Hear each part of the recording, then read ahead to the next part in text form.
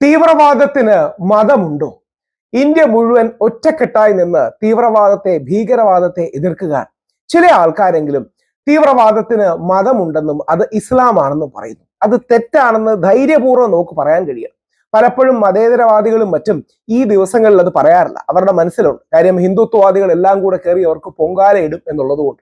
ഒരു ഗാന്ധിയനായ എനിക്ക് 100% പറയാൻ കഴിയും, തീവ്രവാദത്തിന് മതമില്ല. എന്തുകൊണ്ട് മതമില്ല? മഹാത്മാഗാന്ധിയെ കൊന്നവർ ഹിന്ദുക്കളാണോ? അല്ല, ഹിന്ദുത്വവാദികളാണ്. ഇന്ദിരാഗാന്ധിയെ കൊന്നവർ അല്ലെങ്കിൽ ഹിന്ദുത്വ തീവ്രവാദികളാണ്. ഇന്ദിരാഗാന്ധിയെ കൊന്നവർ സിഖുകാരാണോ? അല്ല, സിഖ് തീവ്രവാദികളോ ഖാലിസ്ഥാൻ വാദികളോ ആണ്. അല്ലെങ്കിൽ രാജീവ് ഗാന്ധിയെ കൊന്നത് തമിഴ് തീവ്രവാദികളാണോ? അല്ല, അത് LTTE തീവ്രവാദികളാണ്. അപ്പോൾ യഥാർത്ഥത്തിൽ മതം വേറെ, വിശ്വാസം വേറെ, അതോടെ വിരുദ്ധമായി നിൽക്കുന്ന രാഷ്ട്രീയം വേറെ. തീവ്രവാദത്തിന് മതമില്ല, തീവ്രവാദത്തിന് രാഷ്ട്രീയമാണുള്ളത്. അതിന്റെ വാദഗതികൾ എന്താണെന്ന് പരിശോധിക്കാം. നമ്മുടെ ആരിഫ് ഹുസൈൻജിയുടെ വാദം കേട്ടതിന് ശേഷം. ഞാൻ ഇതിലൊറ്റ കാര്യം പറയുന്നുള്ളൂ. ഈ ഒരു വിഷയത്തിൽ നമ്മളിപ്പോ കേട്ടുകൊണ്ടിരിക്കുന്ന ഈ ഒരു രീതി, തുണിമുക്കി നോക്കിയും പേര് ചോദിച്ചും മതം അതിനകത്ത് പരിശോധിച്ചിട്ട് ഇതിനകത്ത് ഒരു കാര്യം ചെയ്യാതെ നോക്കിയാണ് അറ്റാക്ക് ചെയ്തിരിക്കുന്നത്. അതെ, അപ്പൊ അത് വരുമ്പോ ഇവിടെ ഒരു കാര്യം ക്ലിയർ ആണ്. ഇനിയെങ്കിലും ഈ തീവ്രവാദത്തിന് പിന്നിൽ മതമുണ്ട്, ആ മതം ഇസ്ലാമാണ് എന്ന് നമുക്ക് പറയാൻ സാധിക്കണം. ഇതൊരു ജോഗ്രഫിക്കൽ ഇഷ്യൂ ആണ് എന്ന് പറയുന്ന സാധനത്തെ മാറ്റി വെച്ചിട്ട് ഇതൊരു ജോഗ്രഫിക്കൽ ഇഷ്യൂ ആണെന്ന് പറയുന്ന സാധനത്തെ മാറ്റി വെച്ചിട്ട് അങ്ങനെ വിശ്വാസത്തിന്റെ പേരിലാണ് കൊല്ലുന്നതെങ്കിൽ, അങ്ങനെ വേറൊരു മതത്തിൽപ്പെട്ട കാഫിറിനെയാണ് കൊല്ലുന്നതെങ്കിൽ പാകിസ്ഥാനിൽ എത്രയോ ഹിന്ദുക്കളുണ്ട്, അവരെ പോയി കൊന്നാ പോരെ? ഈ തീവ്രവാദികൾക്ക് പാകിസ്ഥാനിൽ നിന്ന് വന്നിട്ടോ പാകിസ്ഥാൻ സ്പോൺസേഡായി വന്നിട്ടോ ഇന്ത്യയിൽ വന്ന് ഇവിടത്തെ ഹിന്ദുക്കളെ തെരഞ്ഞുപിടിച്ച് കൊല്ലേണ്ട ആവശ്യമുണ്ടോ? ആലോചിച്ച് നോക്കിയേ, പാകിസ്ഥാനിൽ 50 ലക്ഷത്തോളം ഹിന്ദുക്കളുണ്ട്, അവരെ കൊന്നാ പോരെ? ഇതിന്റെ പിന്നിൽ ജോഗ്രഫിയും രാഷ്ട്രീയവും എല്ലാം കൂടിക്കലർന്ന സങ്കീർണമായ വിഷയമാണ്. ഒരു ഐഡിയോളജിയുടെ പ്രശ്നമാണ് എന്ന് നമ്മൾ അംഗീകരിക്കാനും അത് അഡ്രസ്. ഏത് ഐഡിയോളജി? ആ ഐഡിയോളജിയുടെ പേരാണ് ഇസ്ലാമിസ്റ്റ് തീവ്രവാദം. അതായത് ഹിന്ദു വേറെ, ഹിന്ദുത്വം വേറെ; ഇസ്ലാം വേറെ, ഇസ്ലാമിസം വേറെ; ഹിന്ദു വേറെ, തീവ്ര ഹിന്ദുത്വം വേറെ; ഇസ്ലാം വേറെ, തീവ്ര ഇസ്ലാമിസം വേറെ; സിഖ് മതം വേറെ, തീവ്ര ഖാലിസ്ഥാനി വാദം വേറെ. തീവ്രവാദത്തിന് മതമല്ല, രാഷ്ട്രീയമാണ് പലപ്പോഴും കാരണം. അതായത് ഈ തീവ്രവാദി ആക്രമണം നടക്കുമ്പോൾ, ഈ ഇസ്ലാമിസ്റ്റ് തീവ്രവാദി ആക്രമണം നടക്കുമ്പോൾ, പരിശുദ്ധ മക്കയും മദീനയും ഉള്ള സൗദി അറേബ്യയിൽ ഒരു മുസ്ലിം സഹോദരൻ ഏവദൻ മേരേ വദൻ എന്ന് പറയുന്ന ദേശഭക്തി ഗാനം, ഇന്ത്യൻ ദേശഭക്തി ഗാനം നരേന്ദ്രമോദിയെ സ്വീകരിക്കാനായി അവിടെ പാടുകയായിരുന്നു. നരേന്ദ്രമോദി ആ പാട്ടടക്കം കേട്ട് ആസ്വദിച്ചുകൊണ്ടിരിക്കുകയായിരുന്നു. BJPയുടെയും നരേന്ദ്രമോദിജിയുടെയും ഒക്കെ ഹാൻഡിലിൽ നിന്ന് അത് കൊടുത്തിട്ടുണ്ട്. അപ്പോ അവരെന്താ, മുസ്ലിങ്ങളല്ലേ? അവർക്ക് വിശ്വാസമില്ലേ? അവർ പരിശുദ്ധ ഖുർആനിൽ വിശ്വസിക്കുന്നതല്ലേ? അപ്പോ ഇത് തെറ്റിദ്ധാരണയാണ് ആരിഫായി, ശ്രദ്ധിക്കൂ. ചെയ്യാനും അത് അക്നോളജ് ചെയ്യാനും നമുക്ക് സാധിക്കണം. അതുകൂടാതെ ഇതൊരു വെറുതെ ഒരു ഹിന്ദു മുസ്ലിം പ്രശ്നമാണെന്ന് വരുത്തി തീർക്കാതെ ഇത് ഒരു ബാർബറിസവും അതുപോലെ തന്നെ സിവിലൈസേഷനും തമ്മിലുള്ള ഒരു പ്രശ്നമാണ്. ബാർബറിസവും സിവിലൈസേഷനും പോലുള്ള വലിയ വാക്കുകൾ ഉപയോഗിക്കുന്നതുകൊണ്ട് കാര്യമില്ല. നമുക്ക് വിഷയം നോക്കാം. കഴിഞ്ഞ നൂറ്റാണ്ടിൽ ഏറ്റവും കൂടുതൽ ആൾക്കാരെ കൊലപ്പെടുത്തിയ ആംഗിളുകൾ ഏതാണ്? മതമാണോ? അതായത് മാവോ സേതുങ്ങിന്റെ പല പോളിസീസും കാരണം ചൈനയിൽ കോടിക്കണക്കിന് ആൾക്കാർ കൊല്ലപ്പെട്ടു. മാവോ സേതുങ്ങിന് മതം ഉണ്ടായിട്ടാണോ? അല്ലെങ്കിൽ കഴിഞ്ഞ നൂറ്റാണ്ടിൽ ഏറ്റവും ആൾക്കാരെ കൊല്ലാൻ, 1.5 കോടി 2 കോടിയിലധികം ആൾക്കാരെ കൊല്ലാൻ ഹിറ്റ്ലർ മുമ്പോട്ടിറങ്ങി, അല്ലെങ്കിൽ ഹിറ്റ്ലറിന്റെ ഈവിളായ നാസി പടയും മുമ്പോട്ടിറങ്ങി. ഹിറ്റ്ലർ ക്രിസ്ത്യാനി ആയതുകൊണ്ടാണോ ഹിറ്റ്ലർ ജൂതന്മാരെ കൊന്നത്? അല്ല. അല്ലെങ്കിൽ ഹിറ്റ്ലറിന്റെ വംശീയവാദവും ഹിറ്റ്ലറിന്റെ രാഷ്ട്രീയവുമാണ് പ്രശ്നം. സ്റ്റാലിന്റെ ചില നിലപാടുകളും നടപടികളും കാരണം കോടിക്കണക്കിന് ആൾക്കാർ കൊല്ലപ്പെട്ടു എന്ന് പറയുന്നു. അപ്പോ മാവോയോ സ്റ്റാലിനോ അല്ലെങ്കിൽ ഹിറ്റ്ലറോ പോൾപോട്ടോ അടക്കമുള്ള ഒരുപാട് ഭരണാധികാരികളുടെ രാഷ്ട്രീയവും തെറ്റായ നയങ്ങളും കാരണം കോടിക്കണക്കിന് ആൾക്കാർ കൊല്ലപ്പെട്ടതിന്റെ എല്ലാം പിന്നിൽ മതമാണോ? അവിടെയാണ് ഈ പറയുന്ന ആൾക്കാർ, ഈ ഇസ്ലാമിസ്റ്റ് തീവ്രവാദികൾ നമ്മുടെ നാട്ടിൽ വന്ന് ഇന്നലെ കണ്ടത് ഏറ്റവും വിഷമകരമായ കാര്യമാണ്. അതിഭീകരമായി നമ്മൾ തിരിച്ചടിക്കേണ്ട, അതിഭീകരമായി മറുപടി കൊടുക്കേണ്ട ഒരു സംഭവം തന്നെയാണ് സംഭവിച്ചത്, ഒരു സംശയവുമില്ല. ചില ദൃക്സാക്ഷികൾ സൂചിപ്പിക്കുന്നത് പോലെ ഹിന്ദു ആണോ എന്ന് ചോദിച്ചിട്ട് തന്നെയാണ് കൊന്നത്. പക്ഷേ അത് വിശ്വാസമില്ലാത്തതുകൊണ്ടോ പരിശുദ്ധ ഖുർആനിൽ വിശ്വസിക്കാത്തതുകൊണ്ടോ അല്ല. കാശ്മീരിന്റെ രാഷ്ട്രീയ പരിതസ്ഥിതിയിൽ, കാശ്മീരിന്റെ സാഹചര്യത്തിൽ അവിടെ ഉണ്ടാവുന്ന ഇസ്ലാമിസ്റ്റ് പൊളിറ്റിക്സ് ആണ് അതിന്റെ കാരണം. ഇല്ലെങ്കിൽ ആലോചിച്ച് നോക്കൂ, ഇവർക്ക് ഇന്ത്യയിലേക്ക് വന്ന് ഈ ഇന്ത്യയിലെ ഹിന്ദുക്കളെ കൊല്ലേണ്ട ആവശ്യമുണ്ടോ? ഏതെങ്കിലും, അതായത് ഇവർ പലരും പറയുന്നത് ഒളിഞ്ഞും തെളിഞ്ഞും ഒക്കെ ഇസ്ലാമിനെയും കൂടെ കുറ്റം പറയുന്നതിന്റെ റീസൺ എന്ന് പറഞ്ഞാൽ ആ വശത്തിൽ കുറച്ച് തീവ്ര വലതുപക്ഷ രാഷ്ട്രീയം കൂടെ കയറിപ്പോക്കോട്ടെ എന്ന് വിചാരിച്ചാൽ. അങ്ങനെ കൊല്ലാനാണെങ്കിൽ, വിശ്വാസികളല്ലാത്തവരെ കൊല്ലാനാണെങ്കിൽ, ആരിഫ് ഹുസൈൻജിയുടെ ഭാഷയിൽ പറഞ്ഞാൽ കാഫിറുകളെ കൊല്ലാനാണെങ്കിൽ പാകിസ്ഥാനിൽ അവർ കാഫിർ എന്ന് വിശ്വസിക്കുന്നവരെ കൊന്നാൽ പോരെ? ഇന്ത്യയിൽ വന്ന് കൊല്ലേണ്ട ആവശ്യമുണ്ടോ? അപ്പോൾ ഒരു വിഷയത്തിന് ഒരുപാട് തലങ്ങളുണ്ട്, സങ്കീർണമാണ്. അതില് മതം വരാം, വിശ്വാസം വരാം, ജോഗ്രഫിക്കൽ ഇഷ്യൂ വരാം, സാംസ്കാരികമായ പ്രശ്നങ്ങൾ വരാം, സാമുദായികമായ പ്രശ്നങ്ങൾ വരാം, അവിടത്തെ കക്ഷി രാഷ്ട്രീയത്തിന്റെ വിഷയങ്ങൾ വരാം. ഇതെല്ലാം കൂടെ ചേരുന്ന ഒരു കോംപ്ലക്സ് വിഷയത്തിലല്ലേ ഇത് സംഭവിക്കുന്നത്? അതാണ് ഞാൻ നേരത്തെ ചോദിച്ചത്. മഹാത്മാഗാന്ധിയെ കൊന്ന ഹിന്ദു തീവ്രവാദമാണോ? ഒരിക്കലുമല്ല, ഹിന്ദുത്വ തീവ്രവാദമാണ്. അല്ലെങ്കിൽ അജ്മൽ അമീർ കസബും ഒസാമ ബിൻ ലാദനും ഇസ്ലാമിസ്റ്റ് തീവ്രവാദമാണ്, ഇസ്ലാമിക് അല്ല. അല്ലെങ്കിൽ നമ്മുടെ ഇന്ദിരാഗാന്ധി, നമ്മുടെ അയൺ ലേഡി ഇന്ദിരാഗാന്ധിയെ കൊല്ലാൻ കാരണം എന്താ? ബിന്ദ്രൻ വാലെ എന്ന് പറഞ്ഞ ഇതേപോലെ ഖാലിസ്ഥാനി സിഖാണ്, സിഖ് സമുദായത്തിൽ ജനിച്ചു എന്നേ ഉള്ളൂ. പക്ഷേ സിഖ് സമുദായത്തിന്റെ പേര് ഉപയോഗിച്ച് ഖാലിസ്ഥാൻ എന്ന് പറയുന്ന ഇന്ത്യയിൽ നിന്ന് വിഘടിച്ചു പോകണം എന്ന ആശയം മുമ്പോട്ട് വെക്കുന്ന രാഷ്ട്രീയപരമായ പശ്ചാത്തലവും രാഷ്ട്രീയത്തിനെയും മതത്തിനെയും കൂടെ ഒരു പ്രത്യേക രീതിയിൽ കലർത്തി മുമ്പോട്ട് വരുന്ന ആളായിരുന്നു ഈ ബിന്ദ്രൻവാല. ബിന്ദ്രൻവാല എന്നിട്ട് എന്ത് ചെയ്തു? ഏറ്റവും പരമപവിത്രമായ പരിശുദ്ധമായ ഹർമന്ദർ സാഹിബിൽ അല്ലെങ്കിൽ അവരുടെ ഗോൾഡൻ ടെമ്പിളിൽ, സുവർണ ക്ഷേത്രത്തിനുള്ളിൽ ഒളിച്ചിരുന്നു. അതാണ് തീവ്രവാദികൾ പലപ്പോഴും ചെയ്യുന്നത്. മതത്തിനെ മറയാക്കുന്നു, മതത്തിൽ ഒളിച്ചിരിക്കുന്നു. അത് മതത്തിന്റെ പ്രശ്നമല്ല, ആ തീവ്രവാദികളുടെ പ്രശ്നമാണ്. അങ്ങനെയാണ് ഇന്ദിരാഗാന്ധിക്ക് ഓപ്പറേഷൻ ബ്ലൂ സ്റ്റാർ ചെയ്ത് ബ്ലൂ സ്റ്റാർ നടത്തിയ. ദൗർഭാഗ്യവശാൽ കുറച്ച് എക്സസുകൾ ഒരുപക്ഷെ ഉണ്ടായി, ഇല്ലെന്ന് പറയുന്നില്ല. അപ്പൊ അവിടെയാണ് ഇന്ദിരാഗാന്ധിയുടെക്കെതിരെ ഇവർക്ക് തിരിയാൻ ഉള്ള പ്രേരണ ഉണ്ടാകുന്നത്.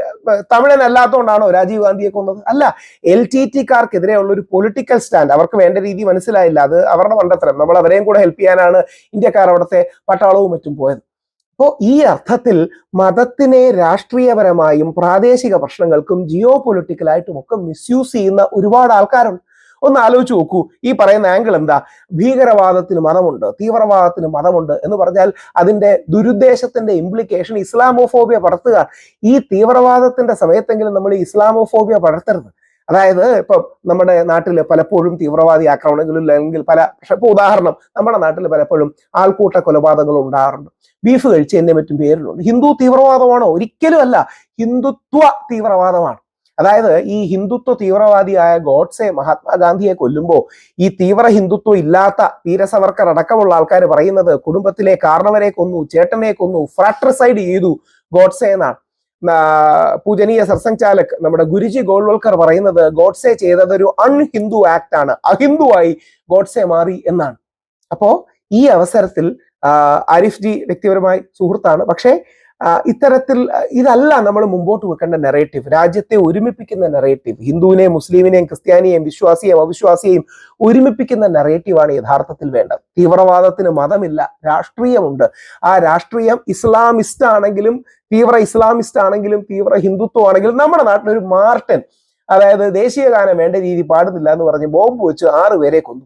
യഥാർത്ഥത്തിൽ രവീന്ദ്രനാഥ് ടാഗോറോ മഹാത്മാഗാന്ധിയോ ജീവിച്ചിരുന്നെങ്കിൽ ഇവനെ വെറുതെ വിടില്ലായിരുന്നു. എന്തുതരം ഭ്രാന്താണിത്? ഇങ്ങനെ ഭ്രാന്തന്മാർ എല്ലാത്തിലും ഉണ്ട്. അത് പരിശുദ്ധ ബൈബിളിന്റെ പ്രശ്നമാണോ ഈ മാർട്ടിൻ ആൾക്കാരെ ബോംബ് വെച്ച് പോകുന്നത്? അപ്പൊ ഇതിന്റെ അടിസ്ഥാനം എന്താണ്? ഇതിന്റെ അടിസ്ഥാനം ആ തദ്ദേശീയമായി നിൽക്കുന്ന രാഷ്ട്രീയവും സാമുദായികവും അല്ലെങ്കിൽ അവിടുത്തെ ചരിത്രപരമായ കാരണങ്ങളാണ്. അത് മനസ്സിലാക്കി അതിനെ അഡ്രസ് ചെയ്യാനോ ഇല്ലാതാക്കാനോ അല്ലേ നോക്കേണ്ടത്. അതുകൊണ്ട് ആരിഫ് ഭായ് ഇതിനെക്കുറിച്ച് പുനർചിന്തിക്കണം. തീവ്രവാദത്തിന് മതമില്ല, രാഷ്ട്രീയമുണ്ട്. ആ തീവ്ര ഇസ്ലാമിസ്റ്റ് രാഷ്ട്രീയത്തെ നമുക്കെല്ലാം കൂടി ഒരുമിച്ച് നിന്ന് എതിർക്കണം. അതേപോലെ ഈ തീവ്ര ഹിന്ദുത്വ രാഷ്ട്രീയത്തെയും, കാര്യം അത് നമ്മുടെ നാടിന്റെ അപകടമാണ്. തീവ്ര ഇസ്ലാമിസം അപകടമാണ്, തീവ്ര ഹിന്ദുത്വ അപകടമാണ്, തീവ്ര ക്രിസ്ത്യൻ മതപരിവർത്തനവാദം അപകടമാണ്. ഇനി അർബൻ നക്സലുകൾ, തീവ്ര ലെഫ്റ്റ് നമുക്ക് അപകടമാണ്. നമുക്ക് മിതവാദമാണ് വേണ്ടത്, ഒരുമയാണ് വേണ്ടത്, ഐക്യമാണ് വേണ്ടത്. പലപ്പോഴും നമ്മൾ മാധ്യമങ്ങളെ പല കാര്യങ്ങൾക്കും കുറ്റം പറയാറുണ്ട്. എന്നാൽ ഈ കാശ്മീർ പെഹൽഗാം തീവ്രവാദി ആക്രമണത്തിൽ നമ്മുടെ മലയാളി മാധ്യമങ്ങൾ ഒരു 90%, 95% വളരെ പക്വതയോടുകൂടി ബാലൻസ്ഡ് ആയി ഐക്യത്തിന് വേണ്ടിയുള്ള സ്വരങ്ങളാണ് മുമ്പോട്ട് വെച്ചത്. എല്ലാ മുഖ്യധാരാ മാധ്യമങ്ങളും. എനിക്ക് 2 ചാനലുകളെ പ്രത്യേകിച്ച് പേരെടുത്ത് അഭിനന്ദിക്കാൻ തോന്നിയതുകൊണ്ടാണ് ഞാൻ ഇത് ചെയ്യുന്നത്. ഒന്ന് ജനമാണ്, 2 മീഡിയ വണ്ണാണ്. ജനത്തിന്റെ വാർത്തയാണ്. ജനം വളരെ മനോഹരമായി തന്നെ അത് കൊടുത്തിട്ടുണ്ട്. പാകിസ്ഥാൻ മുർദാബാദ്, കാശ്മീരിൽ ജനരോഷം ഇരമ്പി, ഭീകരതയ്ക്കായി ഒറ്റക്കെട്ടായി തെരുവിലേക്ക് ഇറങ്ങി ജനങ്ങൾ എന്ന് പറഞ്ഞ വളരെ പോസിറ്റീവായ കാര്യം അവർ കൊടുത്തിട്ടുണ്ട്. പഹൽഗാം ഭീകരാക്രമണത്തിന് പിന്നാലെ ജമ്മു കാശ്മീരിലെ വിവിധയിടങ്ങളിൽ ഭീകരക്കെതിരെ പ്രതിഷേധവുമായി ജനങ്ങൾ തെരുവിലേക്ക് ഇറങ്ങി. ആക്രമണത്തിൽ കൊല്ലപ്പെട്ടവരോട് ആദരമർപ്പിച്ചും ഐക്യദാർഢ്യം നിലനിൽക്കേണ്ട അനിവാര്യത ഓർമ്മിപ്പിച്ചുമാണ് ജനങ്ങൾ പ്രതിഷേധ റാലികൾ സംഘടിപ്പിച്ചത്. പാക് വിരുദ്ധ മുദ്രാവാക്യങ്ങൾ പലരും മുഴക്കുന്നുണ്ടായിരുന്നു. സൈന്യത്തിനും മറ്റും പിന്തുണ പ്രഖ്യാപിച്ചു. വിവിധ സാമുദായിക രാഷ്ട്രീയ പാർട്ടികളടക്കം മുമ്പിലേക്ക് വന്നു തുടങ്ങിയ കാര്യങ്ങൾ വളരെ പോസിറ്റീവായി തന്നെ അവരിറങ്ങി. എന്നിട്ട് ജമ്മു നഗരത്തിലെ ഗുജ്ജർ നഗറിൽ മുസ്ലിം സമുദായത്തിൽ നിന്നുള്ളവർ കൂട്ടത്തോടെ തെരുവിലേക്ക് ഇറങ്ങി പാകിസ്ഥാനെതിരെ മുദ്രാവാക്യങ്ങൾ മുഴക്കി തുടങ്ങിയ കാര്യങ്ങൾ വളരെ പോസിറ്റീവായി തന്നെയുണ്ട്. കാശ്മീരി ജനതയുടെ ആതിഥ്യ മര്യാദയുടെ പ്രതിച്ഛായ തകർക്കാനും ഞങ്ങളുടെ ഇടയിൽ പ്രശ്നങ്ങൾ ഉണ്ടാക്കാനും ശ്രമിക്കുകയാണ് എന്ന് അവർ പറഞ്ഞു എന്ന് ജനമടക്കം ഉള്ള ചാനലുകൾ റിപ്പോർട്ട് ചെയ്തു. മേഖലയിൽ ഭിന്നത സൃഷ്ടിക്കാൻ, പരസ്പരം ഹിന്ദു മുസ്ലിം തർക്കമൊക്കെ ഉണ്ടാക്കാൻ വേണ്ടിയാണ്. വളരെ പോസിറ്റീവായ വാർത്തയാണ്. ജനം അതിന്റെ കവറിലേക്ക് നല്ല മനോഹരമായ കവറും അതായത് ക്രിയേറ്റീവും പോസ്റ്റും ഒക്കെ ചെയ്തു തന്നെ ഇതിലിട്ടിട്ടുണ്ട്. ഇതേപോലെ വളരെ പോസിറ്റീവായി എനിക്ക് തോന്നിയാണ് നമ്മുടെ മീഡിയ വണ്ണിന്റെ കവറേജ്. നമ്മുടെ മീഡിയ വണ്ണിന്റെ കവറേജിൽ യാതൊരു മടിയും കൂടാതെ, അതായത് മീഡിയ വണ്ണിലെ ഏറ്റവും അഭിനന്ദിക്കേണ്ട കാര്യം, മീഡിയ വണ്ണിനെ നിങ്ങൾക്ക് കാണാൻ പറ്റുമെങ്കിൽ യാതൊരു മടിയും കൂടാതെ ജമ്മു കാശ്മീർ ഭീകരാക്രമണം മുസ്ലിം അല്ലെന്ന് ചോദിച്ച് ഉറപ്പാക്കിയ ശേഷം വെടിയുതിർത്തു. അക്രമികൾ എത്തിയത് സൈനിക വേഷത്തിലെന്ന് ദൃക്സാക്ഷികൾ. ആ വാർത്ത മുസ്ലിം സമൂഹത്തിനെതിരെ ചില തീവ്ര ഇസ്ലാമോഫോബിയ ഉള്ളവർ ഉപയോഗിക്കും എന്ന് അറിയാഞ്ഞിട്ടല്ല മീഡിയ വൺ അടക്കം വാർത്ത കൊടുക്കുന്നത്. അതായത് ജമാഅത്തെ ഇസ്ലാമിയുടെ അടിസ്ഥാനത്തിലുള്ള ഒരു ചാനലാണ് മീഡിയ വൺ. അവർക്ക് എഡിറ്റോറിയൽ ഫ്രീഡം ഒക്കെ കുറച്ചുണ്ട്. നമ്മുടെ പ്രമോദ് രാമൻജി അടക്കം ഒരുപാട് പേർ, നിഷാദ് അടക്കം, അജിംസ് അടക്കം ഒരുപാട് പ്രഗത്ഭരായ ആൾക്കാരും അതിലുണ്ട്. നമ്മുടെ വേണുജി ഉണ്ട്, ഒരുപാട് പേരെ അതിലേക്കുണ്ട്. അപ്പോ അവർക്ക് എന്താ ഇത് വേണമെങ്കിൽ ഈ രീതിയിൽ പ്രകോപനപരമാണ് വാർത്ത എന്ന് പറഞ്ഞ് ഹൈഡ് ചെയ്യായിരുന്നു. അവരങ്ങനെ ചെയ്തില്ല. പ്രധാനപ്പെട്ട ഒരു വാർത്തയായിട്ട് തന്നെ, അതായത് ഏറ്റവും പ്രധാനപ്പെട്ട വാർത്തയായി ആദ്യം തന്നെ കൊടുത്തിട്ടുണ്ട്.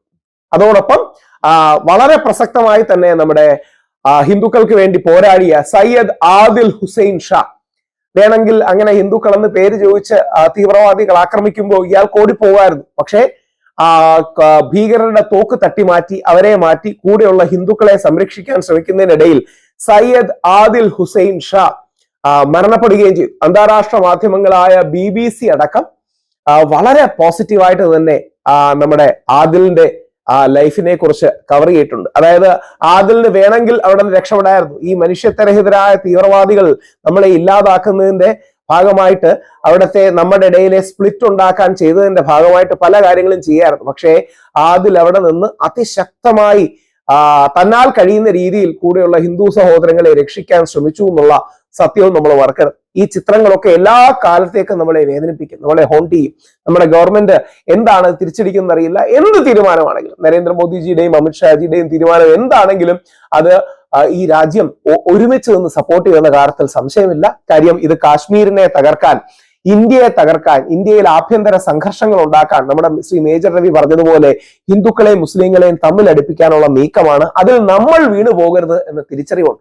ഇത് മനോഹരമായി കവർ ചെയ്ത ജനത്തിനും മനോഹരമായി കവർ ചെയ്ത മീഡിയ വണ്ണിനും അത്രയും സത്യസന്ധതയും അത്രയും നിഷ്പക്ഷതയും വസ്തുനിഷ്ഠതയും ഉയർത്തിപ്പിടിച്ച് കവർ ചെയ്ത ജനവും മീഡിയ വണ്ണും എല്ലാ ചാനലുകളും നന്നായി ചെയ്തിട്ടുണ്ട്. അവർക്ക് അതിന്റെ അഭിനന്ദനം അർഹിക്കുന്നു. ആ നന്മ നമ്മളിൽ, നിങ്ങളൊക്കെ കാണിക്കുന്ന നന്മയിലാണ് നമ്മളെല്ലാം നിൽക്കുന്നത്. ഈ രണ്ട് മാധ്യമങ്ങളും ജനത്തെയും മീഡിയ വണ്ണിനെയും ഈ വിഷയത്തിൽ വളരെ താഴ്മയോടെ അഭിനന്ദിക്കാൻ ആഗ്രഹിക്കുന്നു. ജയ് ഹിന്ദ്.